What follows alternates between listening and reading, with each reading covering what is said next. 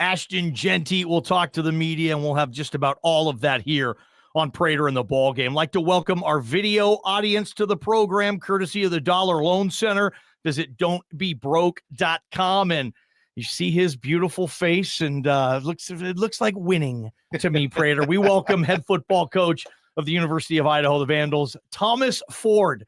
First time in our lovely this is awesome. Studio. No, I feel like this is a long time coming. It is, Coach. Yeah, but it's Coach, not the I want to first get time. over there and That's hug you right. I want to hug you right now, man. And you already did once. I need, and you're gonna, and I'm gonna get your cell phone number if I don't already have it. I'm gonna text you late at night.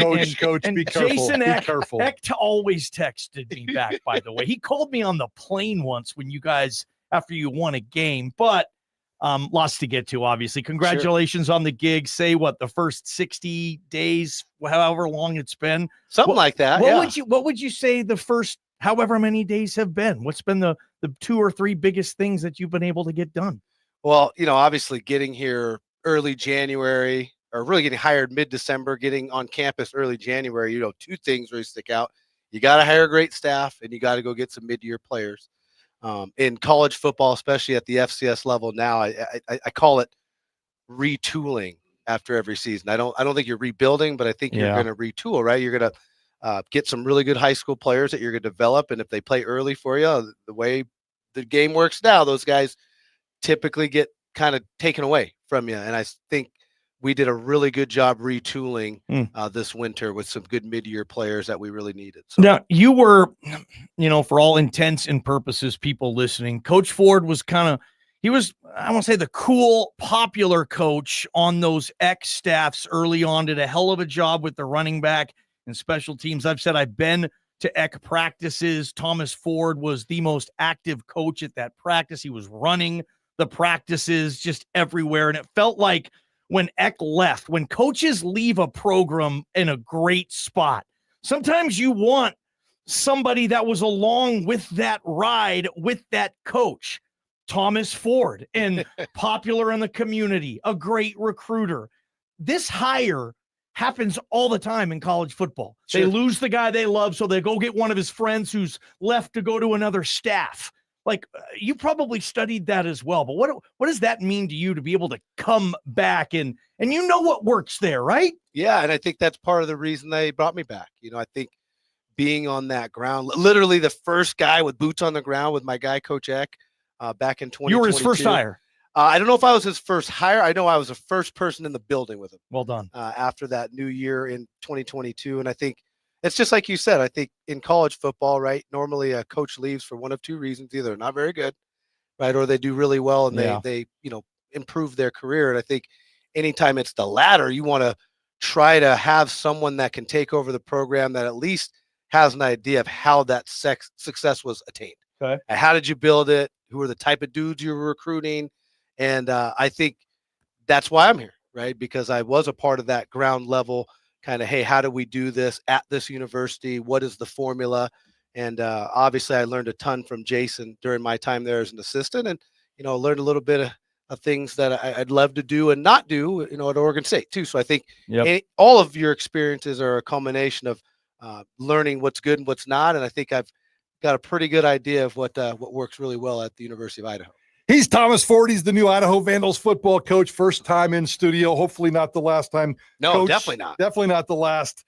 Coach, I don't know what the exact number is. We all lose track, but 20 to 25 kids you lost in the transfer portal through this coaching transition. How have you changed your football team in these last, 75 days? Well, I think first and foremost, filling some critical holes, especially on the defensive line. We lost some really good players to graduation, a couple guys in the transfer portal. So we needed to do a good job beefing that thing up. And I think that was kind of our main priority. In fact, our edges coach, Avery Roberts, he jokes around about that all the time. He says, you told me we needed some edges that were losing the room. So I got some guys coming. I mean, Avery got there January 2nd and had a dude come on January 3rd. Okay. So we were preparing for some of those departures and filling those holes. But I think that was probably the biggest thing, just looking at the roster. Hey, what do we need? Who are we looking at that we feel comfortable with? And I think when you look at our mid-year transfers, they were guys that either I had coached at another place, our other assistants. You've got some Beavers coming over there. I had a Beaver come over there for sure. A couple of UW guys come over there, Nice. and other guys that I've either recruited in the past, and if they weren't guys that we had a direct connection to, they were guys that came really highly recommended from people we trust. The transfer portal recruiting is different, and it's even more different when you have 2 weeks to do it. Yeah, well, so that's what you had. Yeah, you had right. 2 weeks to build a roster. Yeah, 2 weeks in Damn, terms. coach. Well, in terms of the mid-year guys, yes. And when you're in speed dating mode, you want to try to take as little risk as you can. You right? experience there? Maybe. I will not kidding, confirm coach. or deny. But what I think was awesome was we did get a bunch of high character guys that have done an awesome job of literally getting into the program and like assimilating immediately. Yeah. I mean, the guys have bought into our culture. They're working their butts off in that weight room, and it's been fun the last couple of weeks getting out there doing some OTAs and things like that. When Coach Eck left, I mean, obviously the program was in good shape, and then the transfers happened, and you have to retool. I like that phrase, by the way. We just talked about the roster. What about the off the field stuff? What have you done to put your stamp on it in these first 75 days?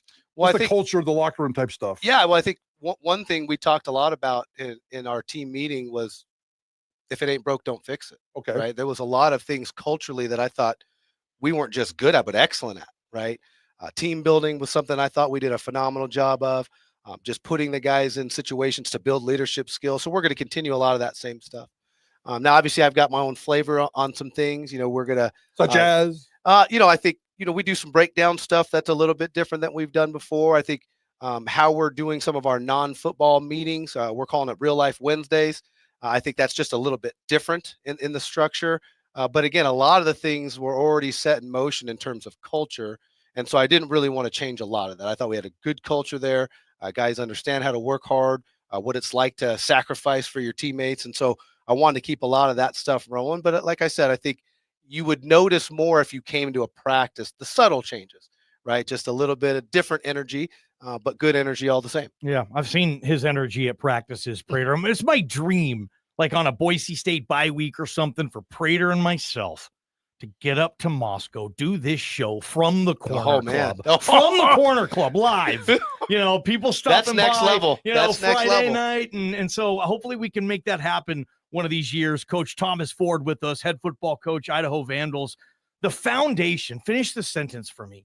The foundation of a Thomas Ford football program will be what? We're going to be a physical football team. That's something that we talk about a lot. There's really three things that I think if someone was to ask, hey, what does a Thomas Ford Idaho football team look like? Number one is we're going to be physical in every position. That's, obviously kickers and quarterbacks are a little bit different. They don't get to be as physical as much, but that physicality is number one. Number two is we're going to be a team that plays with great effort. I want to be really good at things that require no talent, right?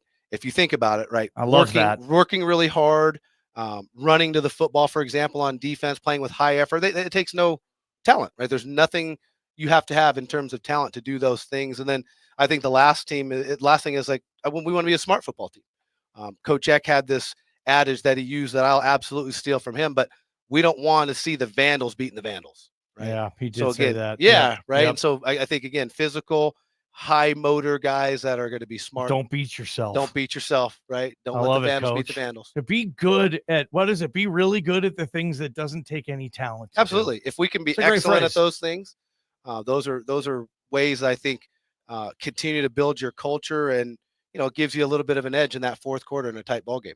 Coach, I want to know some stuff about you.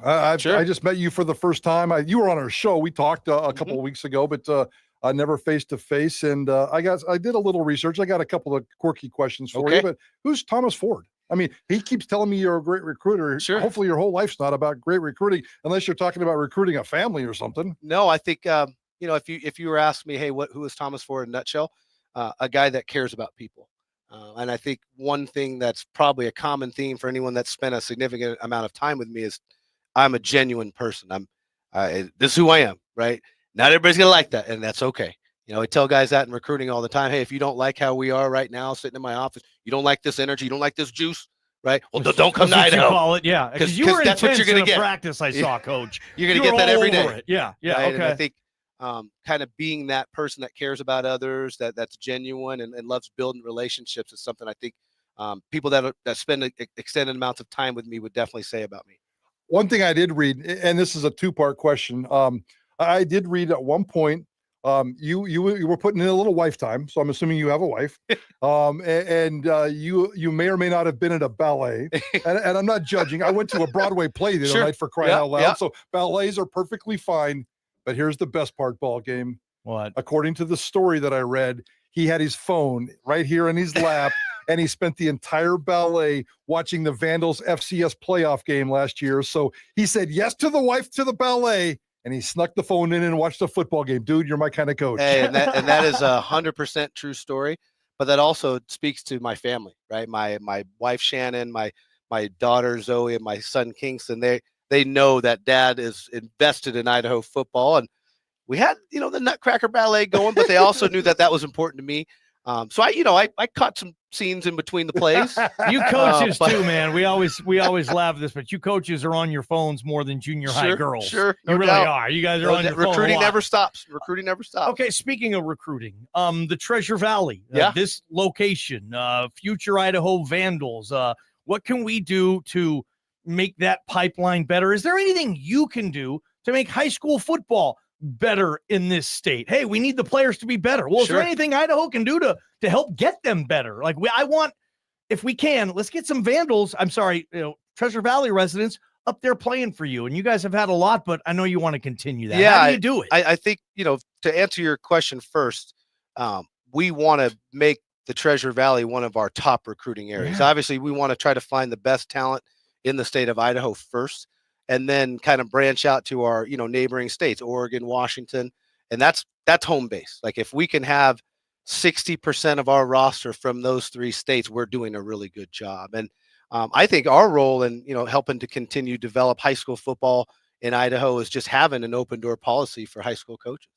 We've sent out and we'll continue to send out our spring ball schedule. We'll talk about next. Weren't able to do it this winter, obviously with the timing, but next winter we want to do like an Idaho football coaches clinic. Will be like a 2-day clinic where people from all over the state and around the Northwest can come up and spend a couple days with us, talk ball, and hopefully, again, just if they take one or two things from that coaching clinic and can bring it back to their programs and it helps them be a little bit more successful, then we feel like we've done our part. Try to help grow the game, try to help improve the quality of football in the state. Thomas Ford, Idaho Vandals football coach, brand new, hired in December and started grinding right away and joining us right here on Idaho Sports Talk. By the way, guys, March 25th is the start of camp in Moscow. April 25th is the spring game in the Kibbie Dome. Yes, sir. So if you're a Vandal and you like those weekend road trips, those are the dates you're looking for. Coach, here's my one hard question, but I'm going to turn it in. I'm going to be coach-like, and you're going to turn around and inspire us. But from 2014 to 2019, you were a head coach at a high school level in the Tacoma area, and then Simon Fraser, I think that's a D2 school, and it's definitely in Canada. Some Boise State connections there in the past, so fairly familiar. Didn't win a lot of games. What did you learn in those 5, 6, 7 years as a head coach that you're trying to avoid and try to get better at now? Yeah, I think, you look at those two situations. And by the way, you didn't win a lot of games, but you also did win one Coach of the Year award. So I got to throw that in there. Well, actually, 2. Okay, 2. I had a co-coach of the year when I was coaching at Stadium High School. But I think those situations were very different. When I took over Stadium High School and Simon Fraser, these were programs that had not had virtually any success. Before I got to Stadium High School, they hadn't had a winning season since 1993. And wow. I was there from would have been 2014 to 18. And, before I got to Simon Fraser, they hadn't won a football game in almost 4 years. I think, wow. Yeah. And so again, those situations are very, very different. But what I think I've really learned from those situations, number one is, if you're going to be a head coach again, don't take a job where it's lesson learned. Lesson learned. Won a game in a better part of a half decade. Yeah. And then I think the second part was just when you build a great staff, right? You want good human beings, right? Guys that are going to enter that building, don't know each other from David, but because they're good people, can kind of find common ground pretty quickly, and then delegate. Let those guys do their jobs, right? I think we've got an amazing coaching staff, and obviously I'm always going to have my say, my 2 cents on pretty much everything. Yes. But at the same time, just really letting those guys take ownership of their positions and let them do their thing. Thomas Ford, Idaho Vandal head football coach. I got to this late, but we do have some time left. If anybody wants to call the Taco Bell hotline and ask Idaho Vandal head coach Thomas Ford a question, I'm putting you on the spot. Do you mind a call or so, Coach? I love if someone does? No, I love it. I know we're running out of time, but call 208-424-9300. Call that number right now if you have a question for Coach Thomas Ford, our guest, Idaho Vandals. Spencer Danielson told us, this was before the Fiesta Bowl, that he had 11 of his players flat out come up to him and say, I'm getting calls, Coach, and it's during the season. And this is a thing that I've talked to off the record with a lot of coaches. Nothing pisses off a coach nowadays like somebody raiding his roster. And FCS rosters, you don't have to pay him very much money. Sure. He's a Utah Ute fan. You raised the running back, the Woods kid, right? And then Utah ruined him. Yes, yeah. And now you need to get him back. But basically what I'm saying is, like, at the FCS level, if you like a kid, it's easier to get him because you don't have to, in some cases, offer any money. They just want the better life of the bigger school. Sure. What's Thomas Ford like when he finds out dudes are raiding his roster illegally? Well, I think the tampering thing is obviously something that's kind of running rampant, especially at our level. And you're exactly right. Like, I don't think there's a lot of things that make me more mad than that. Like, if a guy gets in the transfer portal, like, it is what it is. Recruit the heck out of them. But when they're not in, that means they don't want to be out. They don't want to be in. They want to stay at the University of Idaho. So I don't need them calling them, telling them how much money they're going to give them when they never said they wanted to leave in the first place. And I think that's where Coach Danielson and I are exactly on the same page. There's a standard, right? And right now, I don't think that standard's being met. I think there's a lot of guys that kind of look at this as a free-for-all. And obviously, I think it hurts programs at our level a lot more than, say other Power 4 programs. So definitely do not like the tampering. And I don't know that there's a lot of things that make me more mad. Hey, let's get to the Taco Bell hotline real quick, Prater. KJ, hold me up that sign. And he's trying to tell me who's on the line. What does that say?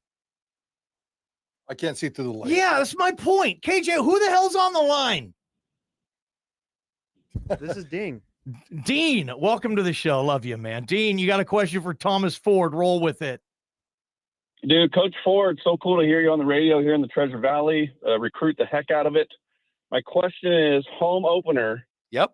Are you going to be cruising around the tailgate? That was one of the coolest things that Coach Eck used to do. He'd roll up in his golf cart and hang with the people on Friday night. We're going to be there. Yeah. So hoping to see you. Yeah. So I think one thing that Coach Eck and I are a lot alike is we are men of the people. We love to be around the people. So you will absolutely see me floating around that tailgate, getting to know our supporters and our fans for sure, Dean. Appreciate the call. Taco Bell hotline. Dean, well done. Coach, I know you're recruiting. You have the Vandal Scholarship Gala. You're in town. And before we get you out of here, Coach Thomas Ford, how can Vandal fans who are listening who want to contribute to this program help contribute to this program and, give them some money if they have it, $10, $20, $100 Sure. to help you keep these guys and quit getting your roster rated? Where do they go? I think first and foremost, people ask me this all the time. How can I help? And I think, honestly, the number one way people can help is to donate their time, right? Be around the program, come to spring practice, be at our football games, right? Okay, be a fan. Be truly invested in the program. And then obviously the financial piece is critical, right? We're in an era where even at the FCS level, NIL is a thing, right? It's not as prevalent. We're not a program that's trying to entice a bunch of high school students with NIL. I don't think that's what we see it as. We see NIL in our program as more to reward the guys that do really well for the Vandals and try to keep those guys, retain. We're using it more as a retaining effort and potentially attaining some transfer students. And I look at it the same, right? You've earned that. You've played college football, whether that's for the Vandals or for someone else. Those are the type of guys we want to give NIL opportunities to. Yeah. But obviously for us, we got a couple different ways to give. Obviously our Vandal Scholarship Fund has been going since I believe like 1945. That's obviously a major way you can contribute financially. You can obviously give to our quarterback club. That's another area that really helps kind of supplement our program, make sure our guys have the best experience. Just look possible. at a Vandal Quarterback Club and find it online, all that information. Yeah, absolutely. And then we also have 1889 Collective, which is not obviously affiliated with the University of Idaho, but it is our collective that's done an awesome job really just helping support our student athletes. And, because of some of these areas, we've been able to keep guys, guys that went into the portal and got out, and obviously get into the games, right? Go get your season tickets right now in the Kibbe Dome. I was kind of looking at some statistics, and, the University of Idaho does really well in terms of the draw. We don't do as well in terms of the season tickets. It was a pretty big discrepancy between our season ticket numbers and say Montana State numbers. So we want to get closer to selling out, that 10,000 season tickets. Absolutely. Where we get that place rocking. Because I've played in a lot of stadiums. I've coached in a lot of stadiums. Heck, in 2021, I coached at University of Michigan. They had 108,000 people there. But I tell people this, I think they think I'm BSing. But I told people this last year when I was at Oregon State.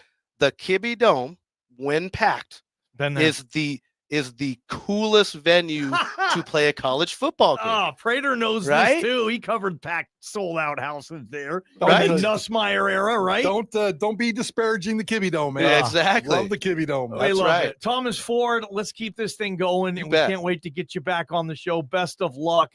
Vandals head football coach Thomas Ford, and that's why you listen to Idaho Sports Talk. Appreciate your time, Coach. I appreciate your guys' time, and hey, Vandal Nation, we're here, baby. V's up. Let's get back to the NFL Combine. Prater